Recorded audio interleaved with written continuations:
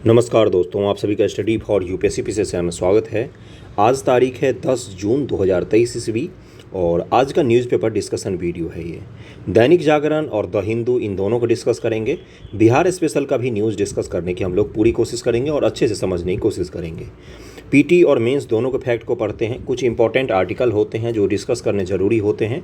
The Hindu में आज का आर्टिकल है इंडिया और नेपाल के संबंध से संबंधित, तो उसको हम लोग डिस्कस करेंगे डिटेल में और कुछ योजनाएं भी होंगे, तो इसलिए वीडियो को अंत तक देखिएगा। वीडियो को जहां भी संभव हो सके शेयर कर दीजिए। आप खुद भी देखेंगे, हर चैनल पर यही रहती है हालत। क्या रहती है कि गाइडेंस रिलेटेड वीडियो देखने बहुत सारे लोग आएंगे, लेकिन पढ़ने वाले वीडियो देखने के लिए लोग कम आते हैं। ये नेचर होता है, इंसान का नेचर होता है। गाइडेंस स्ट्रेटजी सबको ही बनाते हैं, लेकिन अंत तक पढ़ना सबके बस की बात नहीं हो पाती है। इसलिए आप अपना पढ़ाई कीजिए, खूब अच्छे से पढ़िएगा, कंटिन्यू पढ़िएगा 30 सितंबर तक। अब तो जल्द ही नोटिफिकेशन भी आ जाएगा आपका बीपीएससी के रिगार्डिंग, तो इसलिए बहुत कम समय है। पीटी और मेंस दोनों के लिए पढ़ते चलिएगा। पहला न्यूज़ क्या है आज का, देखिए, डिजिटल इंडिया एक्ट से सुरक्षित होगा नया भारत। राजीव चंद्रशेखर जी ने बोला है, ये मंत्री हैं। क्या है कि तेज़ी से बढ़ते मुख्य रूप से क्या है, देखिए, एआई का चलन बढ़ गया है। एआई को लेकर समाज और सोसाइटी और लोगों के प्राइवेसी, इन सब चीज़ों पर क्या प्रभाव पड़ेगा, क्या उनको तो नुकसान नहीं पहुंचेगा। इसके लिए क्या है कि एक एक्ट होना ज़रूरी है। अभी तो हमारे पास आईटी में कौन सा एक्ट है, तो आईटी एक्ट 2000 ईस्वी का ही है अपने देश में, जिसके तहत फ्रॉड, साइबर क्राइम, इन सब चीज़ों पर लगाम लगाने की कोशिश की जाती है। प्रमुख रूप से भारत में ना तो अभी तक डेटा प्रोटेक्शन को लेकर कोई ऐप है। जस्टिस श्री कृष्ण सिंह समिति बनाया गया था कुछ साल पहले 2019-18 के आसपास, जिन्होंने रिकमेंडेशन दिया था क्या कि जो डेटा प्रोटेक्शन है उससे संबंधित उन्होंने कुछ प्रावधान दिए थे, कुछ सुझाव दिए हैं जिसको लागू नहीं किया गया है। और भारत में डेटा प्रोटेक्शन संबंधी कोई भी कानून नहीं है। यूरोपियन यूनियन के पास भी है, जनरल डेटा प्रोटेक्शन एक्ट है, और अमेरिका के पास भी है, लेकिन भारत के पास कोई ऐसा एक्ट लागू अभी भी नहीं है। तो ये देखिए, चैट जीपीटी के सीईओ हैं, कौन है, सैम अल्टमैन। ये मिलने आए थे हमारे प्रधानमंत्री से, और उसके बाद से ही एक माहौल जैसा देश में बन रहा है कि एआई और बाकी जो नई नई डिजिटल टेक्नोलॉजी आ रही है उनके लिए एक एक्ट बनाकर रखा जाए, उनको रेगुलेट करने की कोशिश की जाए। एक्ट होना ज़रूरी होता है। तेज़ी से बढ़ते डिजिटल अपराधों से लोगों की सुरक्षा के लिए केंद्र सरकार जल्द ही डिजिटल इंडिया एक्ट लाने की तैयारी कर रही है। इलेक्ट्रॉनिक्स व आईटी राज्य मंत्री राजीव चंद्रशेखर ने कहा कि सरकार देश के नागरिकों की सुरक्षा को लेकर प्रतिबद्ध है। नुकसान पहुंचाने वाली किसी भी टेक्नोलॉजी के संचालन की अनुमति नहीं होगी, चाहे मामला आर्टिफिशियल इंटेलिजेंस का ही हो या चैट जीपीटी का या फिर साइबर स्पेस में सुरक्षा का हो। इन्होंने बोला कि जो नागरिकों के प्राइवेसी, नागरिकों को नुकसान पहुंचाएंगे, ऐसे किसी भी एक चीज़ को, किसी भी टेक्नोलॉजी को भारत में जगह नहीं दी जाएगी। कुछ भी नुकसान, एआई को तो बैन नहीं किया जाएगा, लेकिन एआई के कुछ ऐसे पक्ष भी हैं जो मनुष्य को नुकसान पहुंचा सकते हैं, और उस चीज़ पर लगाम लगाने की कोशिश की जाएगी। तो ये ध्यान में रखेंगे। ये अभी तो इम्पोर्टेंट नहीं है, जब ये एक्ट बन जाएगा या कम से कम इसका विधेयक पेश किया जाएगा संसद में, तब हम इसको डिटेल में पढ़ेंगे और तभी हमारे काम का होगा ये। अगले न्यूज़ पर चलते हैं, उससे पहले ये लाइन देख लीजिए कि लोग लाभ के लिए होना चाहिए आर्टिफिशियल इंटेलिजेंस का उपयोग, लोगों को हानि नहीं पहुंचना चाहिए किसी भी टेक्नोलॉजी से। अगले टॉपिक पर चलते हैं हम लोग। देखिए, यहाँ पर क्या लिखा हुआ है, देश भर में 4 लाख लोगों की जान भी बचाएगा जल जीवन मिशन। एक तो इस योजना को हम लोग समझेंगे डिटेल में, क्योंकि जल जीवन मिशन के बारे में आपसे पूछ सकता है। 2024 तक ही टारगेट है इसका। 2024 तक भारत के 100% घरों को टैप वाटर से जोड़ना है, मतलब नल के जल से जोड़ना है। काफ़ी अच्छी योजना है केंद्र सरकार की। ये क्या है कि गाँव में पानी की व्यवस्था महिलाओं को नहीं खपाना होगा अब समय, प्रतिदिन 6.66 करोड़ घंटे बचेंगे उनके। ये सब डेटा अपने काम का नहीं है। मुख्य क्या है, गाँव में हर घर को स्वच्छ जल उपलब्ध कराने के लिए केंद्र सरकार की महत्वाकांक्षी कार्यक्रम जल जीवन मिशन का महत्व एक बार फिर रेखांकित हुआ है। अंतर्राष्ट्रीय स्वास्थ्य संगठन, किसने बोला है, इसीलिए मैं ये न्यूज़ लेकर आया हूँ, WHO ने बोला है। और आज का वीडियो ज़्यादा लंबा नहीं होगा क्योंकि कम न्यूज़ है आज। WHO ने इस मिशन को न केवल दुनिया के लिए मिसाल बताया, बल्कि अपने अध्ययन के जरिए अनुमान व्यक्त किया है कि अगर हर ग्रामीण घर में स्वच्छ पेयजल की आपूर्ति का ढांचा बन गया तो डायरिया के कारण होने वाली 4 लाख मौतों को टाला जा सकता है। स्वच्छ जल अगर सबके घर पहुंच गया ना, तो डायरिया जैसी जो बीमारी होती है, जल जनित रोग होते हैं, उससे सुरक्षा मिल सकती है। 4 लाख लोगों के जीवन को बचाया जा सकता है। 4 लाख, समझ रहे हैं आप कितनी बड़ी आबादी होती है। कोरोना से इतनी मौत नहीं होती जितना जल की समस्याओं के कारण मौत हो जाती है। ये किसने बोला है भाई, तो वर्ल्ड हेल्थ ऑर्गेनाइजेशन ने बोला है। अब आपसे पूछा जाएगा कि जल जीवन मिशन के पक्ष में कुछ चीज़ों को लिखिए, तो आप वहाँ पर क्या लिखेंगे। अकॉर्डिंग टू WHO, 4 लाख जीवन बचाया जा सकता है किसके मदद से? जल जीवन मिशन के मदद से। बस एक लाइन मिल गया आपको, और ये एक लाइन लिखने से कि WHO ने ऐसा बोला है, आपके नंबर बढ़ जाएंगे, 1 नंबर 2 नंबर तक बढ़ जाते हैं छोटे छोटे चीज़ों को जोड़ने से। यह पहला अवसर नहीं है जब JJM को अंतर्राष्ट्रीय सराहना पुरस्कार मिला, मतलब सम्मान मिला है। इससे पहले नोबेल पुरस्कार विजेता माइकस क्रेमर का फाउंडेशन गाँव में शिशु मृत्यु दर पर अंकुश लगाने में JJM के योगदान पर अपनी रिपोर्ट दे चुका है। शिशु मृत्यु दर जो होता है, इस पर भी लगाम लगाने में को होगा, कारगर साबित होगा जल जीवन मिशन। क्यों? क्योंकि स्वच्छ जल जो होता है ना, ये कहीं न कहीं माता और शिशु दोनों को स्वस्थ रखने में भूमिका निभाती है। निष्कर्षों को सार्वजनिक किया। शुक्रवार को एक कार्यक्रम WHO ने अपने अध्ययन के निष्कर्षों को सार्वजनिक किया। यह अध्ययन पेयजल और स्वच्छता मंत्रालय के कहने पर किया गया ताकि स्वच्छता एवं समाज के क्षेत्र में JJM के असर को समझा जा सके। WHO ने पाया कि अगर सभी लोगों तक स्वच्छ जल पहुंच जाएगा तो लगभग $101 अरब की बचत होगी, क्योंकि डायरिया जैसी बीमारियों पर कम खर्च करना पड़ेगा। सरकारी आंकड़ों के अनुसार अब तक 62% ग्रामीण घरों में जल की आपूर्ति की व्यवस्था हो चुकी है। 62%, 62% घरों को लगभग में JJM से जोड़ा जा चुका है। अब हम लोग क्या करते हैं ना कि इसको पढ़ लेते हैं कि ये मिशन है क्या भाई, और किस मंत्रालय के द्वारा चलाया जा रहा है, किस प्रकार से चलाया जा रहा है। देखिए क्या लिखा हुआ है यहाँ पर कि वर्ष 2019 में लॉन्च किया गया है मिशन, 2024 तक कार्यात्मक घरेलू नल कनेक्शन। कि ऐसा नहीं कि नल कनेक्शन कर दिया और पानी आ ही नहीं रहा है। वर्किंग मतलब काम करता हुआ फंक्शनल नल का कनेक्शन होना चाहिए, के माध्यम से प्रत्येक ग्रामीण परिवार को प्रति व्यक्ति प्रतिदिन 55 लीटर पानी की आपूर्ति की जाएगी। आपके घर में अगर 2 लोग हैं तो आपको 110 लीटर पानी किससे मिलेगा? नल के थ्रू भारत सरकार प्रोवाइड करवाएगी। पानी की आपूर्ति की परिकल्पना करता है। जल जीवन मिशन का उद्देश्य जल को आंदोलन के रूप में विकसित करना है ताकि इसे लोगों को प्राथमिकता बनाया जा सके। यह मिशन जल शक्ति मंत्रालय के तहत आता है। कौन सा मंत्रालय? जल शक्ति मंत्रालय। कब शुरू किया गया? 2019 में शुरू किया गया। कब तक के लिए मिशन है? तो 2024 तक, अगले साल तक किसका मिशन है? इसलिए आपके एग्जामिनेशन में यहाँ से सवाल पूछा जा सकता है। उद्देश्य क्या है भाई? तो यह मिशन मौजूदा जल आपूर्ति प्रणाली और पानी के कनेक्शन की कार्यक्षमता सुनिश्चित करता है। पानी की गुणवत्ता की निगरानी और परीक्षण के साथ साथ सतत कृषि को भी बढ़ावा देता है। सस्टेनेबल एग्रीकल्चर को भी बढ़ावा देता है। अब मुझे आप बताएंगे एक चीज़, सस्टेनेबल से मुझे ये याद आया, SDG के कौन से नंबर के गोल में जल शामिल है? स्वच्छ जल। स्वच्छ जल SDG के गोल नंबर कितने में शामिल है? SDG के 17 गोल हैं, 169 उसके उपगोल दिए हुए, उपगोल मतलब उपलक्ष्य दिए हुआ है, 17 लक्ष्य, 169 उपलक्ष्य। आपको ये बताना है कि स्वच्छ जल की आपूर्ति कितने नंबर लक्ष्य पर लिखा हुआ है। नंबर सहित याद होना चाहिए। 17 के 17 सवाल पूछे जाते हैं उससे। आगे बढ़ते हम लोग। क्या बोला गया अगले पॉइंट में कि यह संरक्षित जल के सनित उपयोग, पेयजल स्रोतों में वृद्धि, पेयजल आपूर्ति प्रणाली, धूसर जल उपचार, इनके पुनः उपयोग को भी सुनिश्चित करता है। मतलब जल की बर्बादी वगैरह को भी कम करना है। सिर्फ जल पहुंचाना ही नहीं है, जल को रिसाइकिल करने पर भी इसमें योगदान देना है। विशेषताएं क्या है भाई? तो जल जीवन मिशन स्थानीय स्तर पानी की मांग और आपूर्ति पक्ष के एकीकृत प्रबंधन पर केंद्रित करता है। इंटीग्रेटेड मैनेजमेंट, किस चीज़ का? सप्लाई का और डिमांड का, इन दोनों का मैनेजमेंट करना। इंटीग्रेटेड मतलब जोड़कर इनको मैनेज करना है। वर्षा जल संचयन, सुनते रहिएगा ध्यानपूर्वक, ये पॉइंट्स है आपके एग्जामिनेशन के लिए। भूजल पुनर्भरण मतलब भौम जल जो हम निकाल लेते हैं चापाकल से, हैंडपंप से, उसका फिर से रिचार्ज भी करना है। पुनः उपयोग के लिए घरेलू अपशिष्ट जल के प्रबंधन जैसे उपायों हेतु स्थानीय बुनियादी ढांचे का निर्माण विभिन्न सरकारी कार्यक्रम योजनाओं के अभिसरण में किया जाता है। यह मिशन जल के सामुदायिक दृष्टिकोण पर आधारित है। मतलब कि भाई कम्युनिटी को हमें जागरूक करना है कि कम्युनिटी स्तर पर इसका उपयोग को बढ़ावा देना है। मिशन के प्रमुख घटक के रूप में व्यापक सूचना, शिक्षा और संचार भी शामिल है। जल के बारे में शिक्षा भी होनी चाहिए लोगों को। अगला क्या है, डिटेल में मैं इसको बता देता हूँ। कार्यान्वयन क्या है? जल समितियां ग्रामीण जल आपूर्ति प्रणालियों की योजना, क्रियान्वयन, प्रबंधन, संचालन, रखरखाव करती हैं। इसमें 10 से 15 सदस्य होते हैं, जिनमें कम से कम 50% महिला सदस्य, स्वयं सहायता समूह के अन्य सदस्य, मान्यता प्राप्त सामाजिक स्वास्थ्य कार्यकर्ता, आशा, आंगनबाड़ी, सबको शामिल किया गया है इस योजना के तहत। अगला क्या लिखा हुआ है कि समितियां सभी उपलब्ध ग्राम संसाधनों को मिलाकर एक बारगी ग्राम कार्य योजना तैयार करती है। योजना को लागू करने से पहले इसे ग्राम सभा द्वारा अनुमोदित किया जाता है। ग्राम सभा जब तक अनुमोदित नहीं करेगी ये योजना गांव में लागू नहीं हो सकती है। स्थानीय शासन को और मजबूत करने की दिशा में ये कार्यक्रम भी है, ये भी आपको पॉइंट लिखकर बता सकते हैं।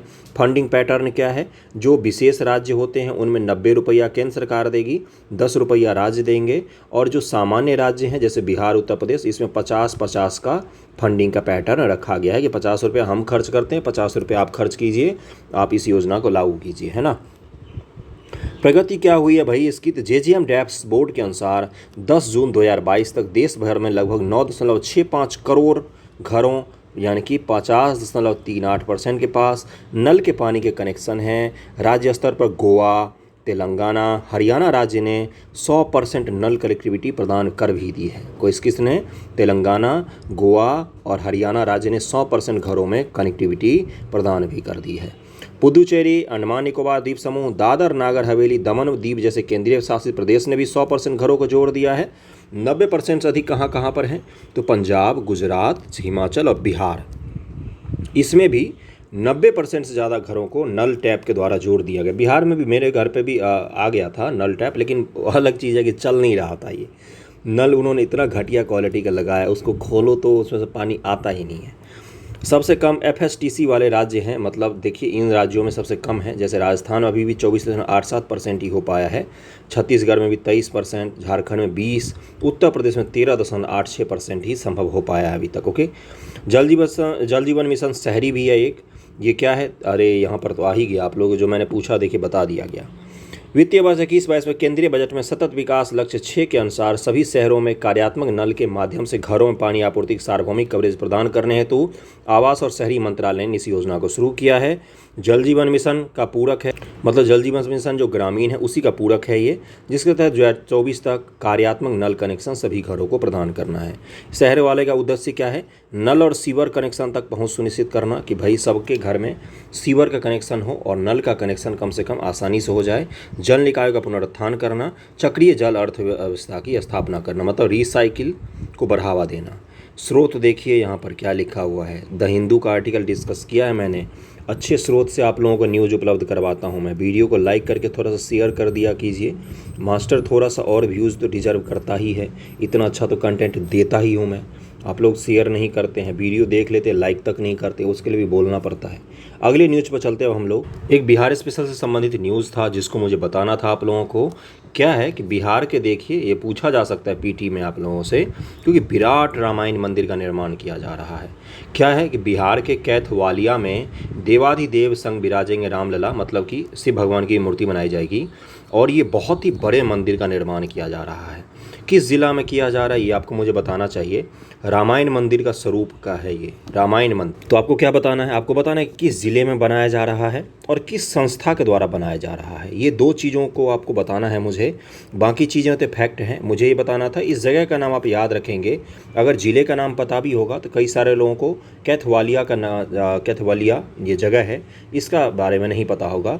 विराट रामायण मंदिर, ओके, ये बिहार में बनाया जा रहा है। मंदिर सिर्फ आस्था के केंद्र नहीं होते हैं, कई सारे लोग इसको केवल आस्था से जोड़ते हैं। मैं आपको बता दूं, अगर आपने इतिहास ढंग से पढ़ा होगा तो आप इतिहास में क्या पढ़ते हैं, पल्लव शासक, चोल शासक, चोल, चेर, पांड्य, उसके बाद से अलग अलग जो शासक थे वो क्या करते थे, बड़े बड़े मंदिरों का निर्माण करते थे। क्यों करते थे भाई, मंदिर वहाँ की अर्थव्यवस्था को भी सुदृढ़ करती है। सोचिए देवघर में जो मंदिर है, या मथुरा में जो मंदिर है, या अयोध्या में जो मंदिर है, उस पूरे शहर की इकोनॉमी को भी संभालती है। तेलंगाना सरकार सरकारी खर्चे पर करीब में 400 करोड़ रुपए खर्च करके पूरे मंदिर समूह का निर्माण कर रही है। क्यों कर रही है भाई, सरकारी काम है वो, उसमें कोई ऐसा नहीं है कि धार्मिक काम हो रहा है।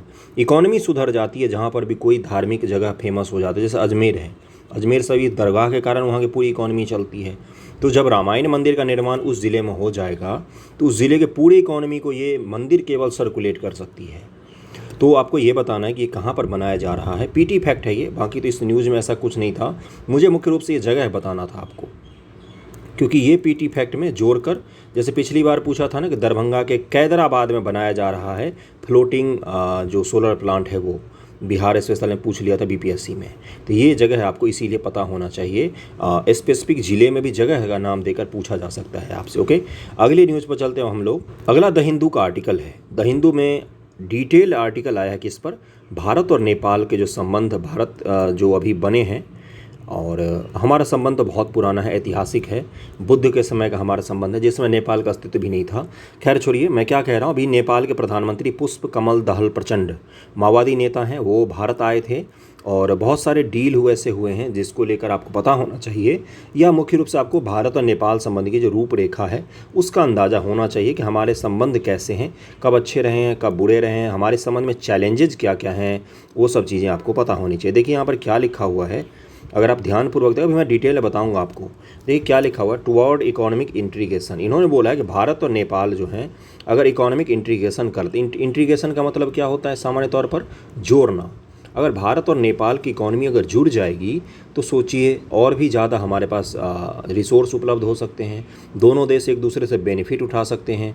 भारत, नेपाल, बांग्लादेश, भूटान, BBIN है, BBIN क्या कहा जाता है इसको, BBIN, भारत, बांग्लादेश, भूटान, इंडिया, नेपाल, ये कॉरिडोर बनाने की बात हो रही थी कि क्यों ना हम फ्री ट्रांजिट कॉरिडोर बनाएं, हमारे यहाँ से माल एक दूसरे में बिना किसी रोक टोक के आवाजाही कर सके।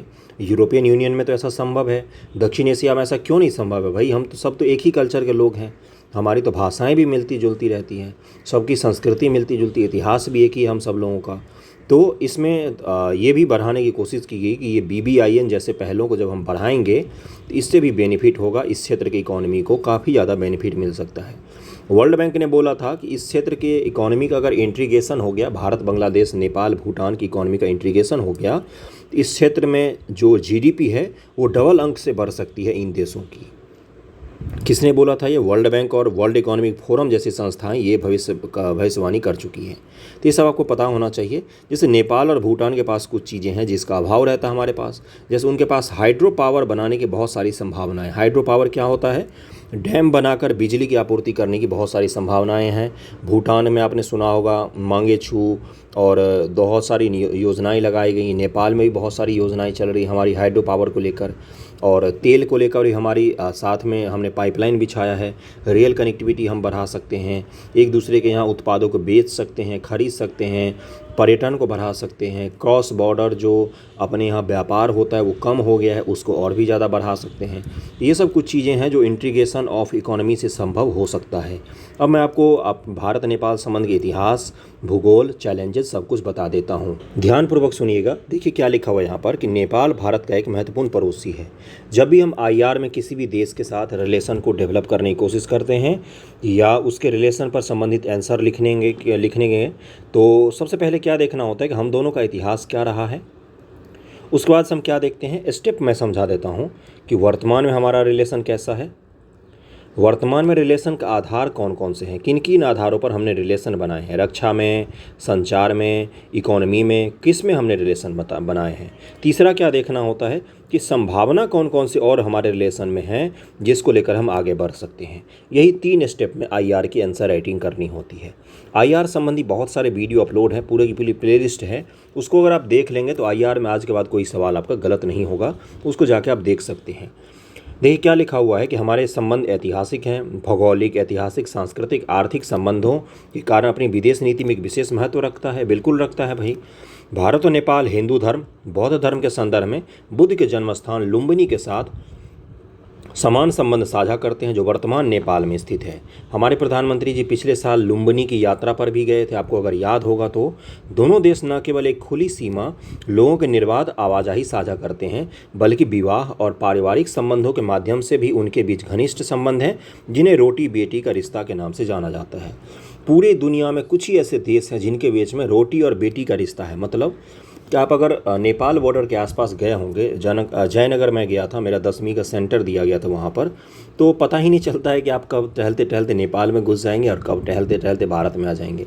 एक दूसरे के यहाँ शादी विवाह होते हैं धड़ल्ले से, कोई पता ही नहीं चलता। कई ऐसी जगह हैं जहाँ पर पता ही नहीं चलता कि नेपाल कौन सा है, भारत कौन सा है।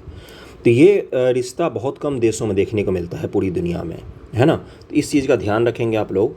वर्ष 1950 के शांति और मित्रता के बाद भारत नेपाल संधि भारत और नेपाल के बीच मौजूदा विशेष संबंधों का आधार है। ओके, वर्ष 1950 की शांति और मित्रता की संधि क्या है, तो यह संधि दोनों देश में निवास, संपत्ति, व्यापार, आवाजाही में भारतीय और नेपाली नागरिकों के परस्पर व्यवहार के बारे में बताती है। यह भारतीय और नेपाली दोनों व्यवसाय के लिए राष्ट्रीय व्यवहार भी स्थापित करती है। 1950 की संधि है। नेपाल सरकार बार बार दबाव बनाती है कि इसमें कुछ बदलाव करने की, संशोधित करने की ज़रूरत है। इसको लेकर भी हमारे संबंध खराब होते रहते हैं। अर्थात एक बार आयात किए जाने के बाद विदेशी वस्तुओं का घरेलू सामानों से अलग नहीं माना जाएगा। ये क्या है? ये भारत और नेपाल के संबंध में ऐसा डील हुआ है। अब नेपाल को इसकी वजह से हानि होती है कई बार। यह भारत द्वारा नेपाल को हथियारों तक पहुंच भी सुनिश्चित करता है। ओके, भारत के लिए नेपाल का क्या महत्व है? नेपाल 5 भारतीय राज्य उत्तराखंड, उत्तर प्रदेश, पश्चिम बंगाल, सिक्किम और बिहार के साथ सीमा साझा करता है। इसलिए सांस्कृतिक और आर्थिक आदान प्रदान का एक महत्वपूर्ण बिंदु है ये। नेपाल का भारत के लिए महत्व को 2 अलग अलग कोणों से अध्ययन किया जा सकता है। भारत की राष्ट्रीय सुरक्षा के लिए उनका सामरिक महत्व, अंतर्राष्ट्रीय राजनीति में भारत की भूमिका में उनका स्थान। इन 2 चीज़ों को लेकर भारत और नेपाल के संबंधों का अध्ययन किया जाता है। एक चीज़ और मैं बताता हूँ, भारत के दुनिया भर में बहुत सारे देशों में एम्बेसी है। लगभग में सभी देशों में बहुत सारे एम्बेसी है। तो जहाँ जहाँ पर नेपाल का एम्बेसी नहीं है, मतलब दूतावास नहीं है, वहाँ पर नेपाल और भूटान के लोगों का दूतावास किस देश में काम आता है? तो भारत के ही दूतावास से दोनों देश अपना अपना काम चलाते हैं। नेपाल और भूटान जो है वो भारत के ही दूतावास से दुनिया के बहुत सारे देशों में अपना काम चलाते हैं। नेपाल भारत के हिमालयी सीमा के ठीक बीच में है और भूटान के साथ एक उत्तरी सीमा के रूप में कार्य करता है और चीन से किसी भी संभावित आक्रमण के खिलाफ एक बफर राज्य के रूप में नेपाल काम करता है। वो नदियाँ जिनका उद्गम नेपाल में है, पारिस्थितिक और जल विद्युत की क्षमता के संदर्भ में भारत की 12मासी नदी प्रणाली को पोषित करती है। बिहार में जितने उत्तर की तरफ से नदियाँ आती हैं उसमें मैक्सिमम नदियाँ कहाँ से होकर बह के आती हैं? तो नेपाल से ही होकर बह के आती हैं। कई हिंदू और बौद्ध धार्मिक स्थल नेपाल में हैं। इससे बड़ी संख्या में भारतीयों के लिए एक महत्वपूर्ण तीर्थ स्थल भी बन जाता है। दोनों देशों के बीच सहयोग के क्षेत्र क्या है? बाकी दुनिया से व्यापार के लिए परागमन प्रदान करने के अलावा भारत नेपाल का सबसे बड़ा व्यापार भागीदार और विदेशी निवेश का सबसे बड़ा स्रोत है। वर्ष 18-19 में कुल द्विपक्षीय व्यापार 57,858 करोड़ रुपए, 8.27 अरब डॉलर तक पहुंच गया। 18-19 में जबकि भारत में नेपाल का निर्यात 3,558 करोड़ रुपए था, नेपाल को भारत का निर्यात 54,300 करोड़ रुपए का लगभग में था। विनिर्माण यानी कि मैन्युफैक्चरिंग, सेवा, बिजली क्षेत्र, पर्यटन उद्योग आदि में लगी भारतीय फर्मों से ये निर्यात और आयात किया जाता है। कनेक्टिविटी क्या है? ध्यान से सुनेंगे तो हर क्षेत्र का आपको नॉलेज पता चल जाएगा। नेपाल एक भूआबद्ध देश होने के कारण 3 तरफ से भारत से घिरा हुआ है। एक तरफ तिब्बत की ओर खुला है जहां बहुत सीमित वाहनों की पहुंच है। भारत नेपाल ने लोगों के बीच में संपर्क बढ़ाने, आर्थिक विकास को बढ़ावा देने के लिए विभिन्न संपर्क कार्यक्रम को शुरू किया है। भारत में काठमांडू को रक्सौल से जोड़ने वाला इलेक्ट्रिक ट्रेन लाइन बिछाने के लिए दोनों सरकार के बीच समझौता ज्ञापन पर हस्ताक्षर किया गया है। रक्सौल पता ही है आपको कहाँ पर है? उसको कहाँ से जोड़ा जाएगा? तो काठमांडू से जोड़ा जाएगा। इलेक्ट्रिक जो लाइन होते हैं, ट्रेन के लाइन, उनके द्वारा। भारत और नेपाल का परागमन व्यवस्था के ढांचे के भीतर कार्गो की आवाजाही के लिए अंतर्देशीय जलमार्ग विकसित करना चाहता है। नेपाल को सागर, हिंद महासागर के साथ सागर माथा, माउंट एवरेस्ट जोड़ने के लिए समुद्र तक अतिरिक्त पहुंच प्रदान करती है। तो देखिए, मैं आपको एक चीज़ और बताता हूं। जैसे जयनगर है, जयनगर से जनकपुर नज़दीक पड़ता है। यहाँ से 30-35 किलोमीटर, करीब में 40 किलोमीटर के आसपास पड़ता है। तो नेपाली ट्रेन से यहाँ पर जाने में 5 घंटे लग जाते थे 30 किलोमीटर के सफ़र में। तो भारत सरकार ने अभी अभी बिछाया है। रेल लाइन की पहुँच काफ़ी हद तक हो गई है नेपाल के बहुत सारे जगहों तक। उससे भी क्या होगा? पर्यटन और इकोनॉमी को थोड़ा सा मदद मिल सकता है। विकास सहायता क्या है? भारत सरकार जमीनी स्तर पर बुनियादी ढांचों के निर्माण पर ध्यान केंद्रित करते हुए नेपाल को विकास सहायता प्रदान करती है। सहायता के क्षेत्र में बुनियादी ढांचा, उसके अलावा क्या है? जल संसाधन और शिक्षा और ग्रामीण और सामुदायिक विकास भी शामिल है। रक्षा सहयोग भी है दोनों देशों के बीच। द्विपक्षीय रक्षा सहयोग में उपकरण व प्रशिक्षण के प्रावधान के माध्यम से नेपाली सेना को उनके आधुनिकीकरण में सहायता देना शामिल है। भारतीय सेना की गोरखा रेजिमेंट का गठन आंशिक रूप से नेपाल के पहाड़ी जिलों में भर्ती करके ही किया जाता है। भारत वर्ष 2011 से हर साल नेपाल के साथ एक संयुक्त सैन्य अभ्यास सूर्य किरण के नाम से जाना जाता है। भारत और नेपाल का कौन सा है अभ्यास? तो सूर्य किरण नाम से हम दोनों के अभ्यास भी हैं। बाकी सांस्कृतिक और मानवीय सहायता वगैरह आपको पता ही होगा। भूकंप वगैरह वहाँ पर आया था, उसमें बहुत सारी हमने मदद दी थी। बिम्स्टेक जैसे संगठन हैं जिसमें भारत और नेपाल एक साथ काम करते हैं। हाल में कौन कौन से घटनाक्रम हुए हैं, तो अरुण 3 जल विद्युत परियोजना है, ये 1236 करोड़ रुपए के निवेश की मंजूरी दी गई है इसको। Arun 3 hydro electric power project है जो पूर्वी नेपाल में अरुणा नदी पर स्थित रन ऑफ रिवर प्रोजेक्ट है, मतलब रिवर को बिना नुकसान पहुंचाए हुए एक जल विद्युत प्रोजेक्ट बनाया जा रहा है। अरुणा 3 जल विद्युत परियोजना। Build on operator and transfer, क्या एक है, बोट लिखा हुआ है। 2008 में परियोजना के लिए नेपाल सरकार और सतलुज जल विद्युत निगम के लिमिटेड के बीच में 5 साल की नर्म अवधि सहित 30 साल की अवधि के लिए build on operate and transfer आधार पर निष्पादन के लिए एक समझौता ज्ञापन पर हस्ताक्षर किया गया था। बाकी बौद्ध सर्किट और रामायण सर्किट, ये जो 2 सर्किट हैं भारत सरकार के सांस्कृतिक मंत्रालय के, उसके तहत हमने किसको शामिल किया है, हमने नेपाल के स्थलों को भी शामिल किया। जैसे नेपाल की लुम्बिनी को बौद्ध सर्किट में शामिल किया गया है और जनकपुर को रामायण सर्किट में शामिल किया गया है भारत सरकार के मंत्रालय के द्वारा पर्यटन को बढ़ावा देने के लिए। बहुत सारी जल विद्युत परियोजनाएं भी हमारे यहाँ चल रही है। पंचेश्वर बहुउद्देशीय परियोजना क्या है, नेपाल ने कुछ लंबित परियोजनाओं पर चर्चा की, जैसे पंचेश्वर बहुउद्देशीय परियोजना 1996 में नेपाल और भारत के बीच में हस्ताक्षरित महाकाली संधि की एक महत्वपूर्ण शाखा है। पश्चिमी सेती जल विद्युत परियोजना एक जलाशय प्रकार की परियोजना है जिसकी अनुमानित लागत कितना है, 1200 मेगावाट के करीब में है। तो बहुत सारी परियोजना हम दोनों देशों के बीच में। अब कुछ चुनौतियों के बारे में भी बात कर लेते हैं। एक तो चुनौती कौन से है कि नेपाल की बहुत ज़्यादा निर्भरता है भारत पर, जिसको वो तोड़ने की कोशिश कर रहा है चीन की मदद से। दूसरा क्या है कि भारत जब चाहे उसको चोक कर देता है। मधेसी आंदोलन को लेकर भारत ने क्या किया था, उसके सारे निर्यातों पर रोक लगा दी थी, नेपाल में कोई सामान जा ही नहीं पा रहा था।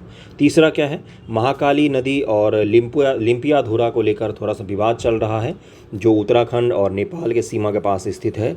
तो हमारे सीमा विवाद भी हैं, उसको भी हल करने की ज़रूरत है। और कहीं कहीं पर चीन का बहुत ज़्यादा हस्तक्षेप बढ़ रहा है जिसको भी हल करने की ज़रूरत है। तो कुछ चुनौतियाँ भी हैं लेकिन बहुत सारी संभावनाएँ हैं। आज का वीडियो लेक्चर यहीं तक था, कैसा लगा ज़रूर बताइएगा। बहुत सारा मैंने फैक्ट आपको बताया है डिस्कस करके। Okay, thank you so much.